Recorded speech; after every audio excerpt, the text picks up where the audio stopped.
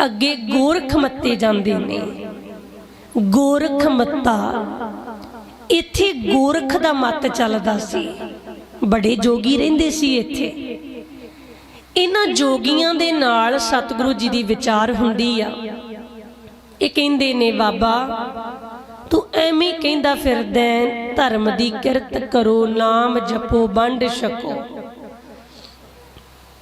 धर्म दी किरत करो, चलो मान लैने भी बंदा किरत करे, नाम जपो, नाम जपना चाहिए, पर वंड छको तो तुसीं एवें हवा च गल्लां करदे हो। कई बार चीज़ ही इन्नी घट हुंदी है, वंड के नहीं छकी जा सकती। सतगुरु जी कहन लगे जे वंडण दी नीयत होवे हर एक चीज़ वंडी जा सकती आ। इन्हां ने सतगुरु जी दे सामने तिल रखता सी। कहंदे बाबा जे वंड के छको दा इन्ना ही उपदेश देने, तिल वंड के दिखा। सतगुरु जी ने भाई मरदाने नूं इशारा किया। भाई मरदाना जी पानी लै आए। सतगुरु जी ने तिल नूं रगड़ के उस पानी च घोल के मिला के चूली चूली सारियां नूं पिया दिता। कहन लगे भलियो जे वंडण दी नीयत होवे ना तिल भी वंडिया जा सकदा है। इत्थों दे लोग गुरु नानक साहब जी दी विचारधारा तो बहुत प्रभावित होए सी। जोगियां नूं इन्हां ने भजा दिता सी। गोरख मत्ते दा नाम बदल के नानक मत्ता रख लिया सी। गुरु नानक साहब जी की विचारधारा इत्थे शुरू हो गई सी। इत्थों गुरु बाबा जी अगे प्रचार करते प्रयाग अयोध्या जाते, सतगुरु जी समझाते हुए बनारस की धरती ते पहुँचते ने। बनारस इत्थे चतरदास पंडित मिलदे सतगुरु जी नूं।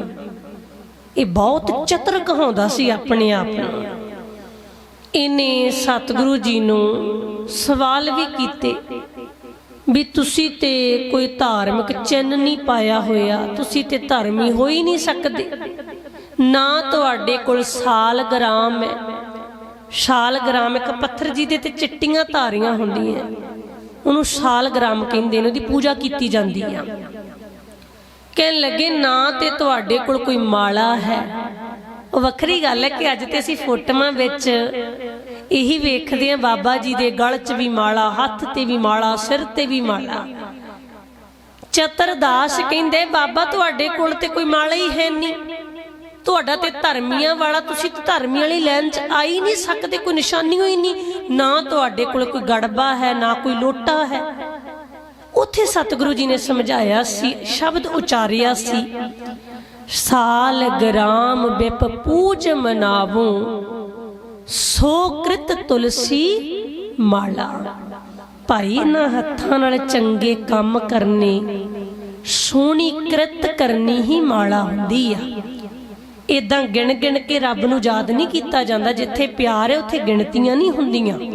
ये फोटोआं ते काल्पनिक ने, असली मूरत ते शब्द है। वैसे भी वेखो जदों गुरु नानक दी गल आउंदी है ना, साडे सामने चिट्टी दाढ़ी वाला बाबा आउंदा है कि असीं सोच सकते हैं पर जवानी विच बाबा जी तुरे हुए ने।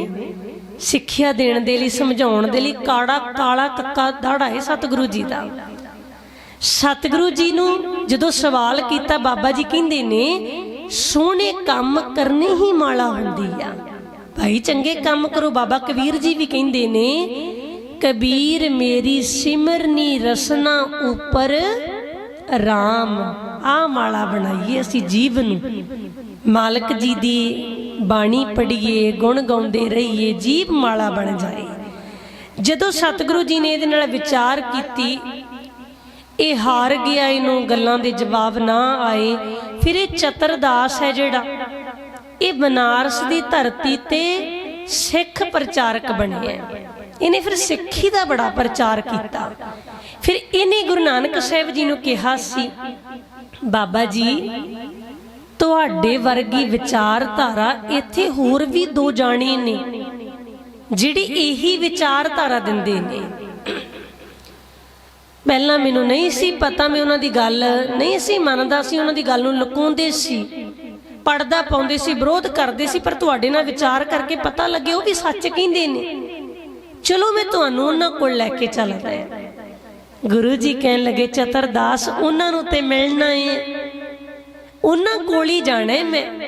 ਸਤਿਗੁਰੂ ਜੀ ਚਤਰਦਾਸ ਨੂੰ ਨਾਲ ਲੈ ਕੇ ਪਹਿਲਾਂ ਬਾਬਾ ਕਬੀਰ ਜੀ ਦੇ ਕੋਲ ਜਾਂਦੇ ਨੇ। ਉਸ ਸਮੇਂ ਗੁਰੂ ਨਾਨਕ ਸਾਹਿਬ ਜੀ ਦੀ ਉਮਰ 40 ਸਾਲ ਦੀ ਆ ਤੇ ਬਾਬਾ ਕਬੀਰ ਜੀ ਦੀ ਉਮਰ ਹੈ ਜਿਹੜੀ ਉਹ 45 ਸਾਲ ਦੀ ਆ। ਕਈ ਵਿਦਵਾਨਾਂ ਨੇ 50 ਸਾਲਾਂ ਦੀ ਵੀ ਲਿਖੀ ਹੈ। ਸਤਿਗੁਰੂ ਜੀ ਬਾਬਾ ਕਬੀਰ ਜੀ ਨਾਲ ਵਿਚਾਰਾਂ ਕਰਦੇ ਨੇ। ਇੱਥੇ ਕੁਝ ਰਾਤਾਂ ਰੁਕੇ ਵੀ ਨੇ ਕਿਉਂਕਿ ਉਹਨਾਂ ਦੀ ਬਾਣੀ ਦਾ ਉਤਾਰਾ ਕੀਤਾ ਗਿਆ, ਹੱਥੀਂ ਲਿਖੀ ਗਈ ਆ। ਬਾਬਾ ਜੀ ਜਦੋਂ ਉਦਾਸੀਆਂ ਤੇ ਤੁਰੇ ਸੀ, ਬਾਣੀ ਦੀ ਪੋਥੀ ਨਾਲ ਲੈ ਕੇ ਗਏ ਸੀ। ਸਤਿਗੁਰੂ ਜੀ ਨੇ ਉਤਾਰਾ ਕੀਤਾ। ਫਿਰ ਇੱਥੋਂ ਭਗਤ ਰਵਿਦਾਸ ਜੀ ਦੇ ਕੋਲ ਗਏ ਨੇ। ਉਸ ਸਮੇਂ ਭਗਤ ਰਵਿਦਾਸ ਜੀ ਦੀ ਉਮਰ 95 ਸਾਲ ਦੀ ਆ। ਭਗਤ ਰਵਿਦਾਸ ਜੀ ਨਾਲ ਵਿਚਾਰਾਂ ਹੋਈਆਂ। ਉਹਨਾਂ ਨੇ ਆਪਣੀ ਬਾਣੀ ਆਪ ਗੁਰੂ ਨਾਨਕ ਸਾਹਿਬ ਜੀ ਨੂੰ ਦਿੱਤੀ। 40 ਸ਼ਬਦ ਭਗਤ ਰਵਿਦਾਸ ਜੀ ਦੇ ਗੁਰੂ ਗ੍ਰੰਥ ਸਾਹਿਬ ਮਹਾਰਾਜ ਜੀ ਵਿੱਚ ਦਰਜ ਨੇ। ਨੋਟ ਕਰਿਓ, ਗੁਰੂ ਸਾਹਿਬ ਜੀ ਚੱਲ ਕੇ ਬਨਾਰਸ ਗਏ, ਭਗਤ ਰਵਿਦਾਸ ਜੀ ਨੂੰ ਕਲਾਵੇ ਚ ਲਿਆ। ਪਰ ਅੱਜ ਕਈ ਸਾਡੇ ਚ ਇਦਾਂ ਦੇ ਵੜ ਗਏ ਜਿਹੜੇ ਉੱਤੋਂ ਤੇ ਇਹ ਦਿਖਾਵਾ ਕਰਦੇ ਨੇ ਅਸੀਂ ਹਮੈਤੀਆਂ ਤੁਹਾਡੇ, ਅਸੀਂ ਭਗਤ ਰਵਿਦਾਸ ਜੀ ਨੂੰ ਬਹੁਤ ਮੰਨਦੇ ਹਾਂ ਪਰ ਅੰਦਰੋਂ ਛੁਰੀ ਚਲਾਉਂਦੇ ਨੇ।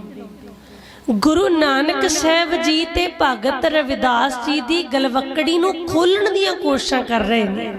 ਕਹਿੰਦੇ ਅਸੀਂ ਤੇ ਭਗਤ ਰਵਿਦਾਸ ਜੀ ਦੀ ਬਾਣੀ ਨੂੰ ਹੀ ਅੱਡ ਕੱਢਣੀ ਆ, ਅੱਡ ਗ੍ਰੰਥ ਬਣਾਉਣੇ, ਅਸੀਂ ਤੇ ਮੰਦਿਰ ਬਣਾਵਾਂਗੇ ਭਗਤ ਰਵਿਦਾਸ ਜੀ ਦਾ, ਵਿੱਚ ਮੂਰਤੀ ਲਾਵਾਂਗੇ ਭਗਤ ਰਵਿਦਾਸ ਜੀ ਦੀ। ਚੇਤੇ ਰੱਖਿਓ, ਬਨਾਰਸ ਦੀ ਧਰਤੀ ਤੇ ਭਗਤ ਰਵਿਦਾਸ ਜੀ ਮੂਰਤੀ ਪੂਜਕਾਂ ਦਾ ਵਿਰੋਧ ਕਰਦੇ ਰਹੇ ਨੇ ਤੇ ਅੱਜ ਅਸੀਂ ਉਹਨਾਂ ਦੀਆਂ ਮੂਰਤੀਆਂ ਬਣਾਉਣ ਲੱਗੇ। ਠੀਕ ਹੈ, ਸ਼ਬਦ ਲਾਓ, ਕਿੰਨੇ ਮਰਜ਼ੀ ਵੱਡੇ ਵੱਡੇ ਬਣਾ ਕੇ ਜੜਾ ਲਓ ਤੁਸੀਂ, ਪਰ ਇਹ ਅਧਿਕਾਰ ਕਿਹਨੇ ਦਿੱਤਾ ਤੁਹਾਨੂੰ ਕਿ ਤੁਸੀਂ ਭਗਤ ਰਵਿਦਾਸ ਜੀ ਤੇ ਗੁਰੂ ਨਾਨਕ ਸਾਹਿਬ ਜੀ ਦੀ ਗਲਵੱਕੜੀ ਨੂੰ ਖੋਲ ਦਿਓਗੇ? ਅਸਲ ਵਿੱਚ ਉਹਨਾਂ ਤੋਂ ਬਰਦਾਸ਼ਤ ਨਹੀਂ ਹੁੰਦਾ ਕਿ ਭਗਤ ਰਵਿਦਾਸ ਜੀ ਨੂੰ ਇੰਨਾ ਸਤਿਕਾਰ। ਬਚੋ ਇਹੋ ਜਿਹੇ ਲੋਕਾਂ ਤੋਂ, ਸੁਚੇਤ ਹੋ ਕੇ ਰਹੀਏ ਜੀ। ਗੁਰੂ ਪਿਤਾ ਜੀ ਸਾਨੂੰ ਇੱਕ ਕਰ ਰਹੇ ਨੇ ਬਾਬਾ ਜੀ ਨੇ, ਤੇ ਭਗਤ ਰਵਿਦਾਸ ਜੀ ਨੂੰ ਵੀ ਕਲਾਵੇ ਚ ਲਿਆ।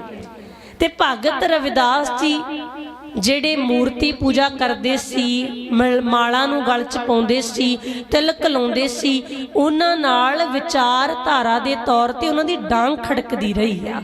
ਅਸੀਂ ਉਹੀ ਚੀਜ਼ਾਂ ਭਗਤ ਰਵਿਦਾਸ ਜੀ ਨਾਲ ਕਰਨ ਲੱਗੇ ਆ। ਸੁਚੇਤ ਹੋਈਏ।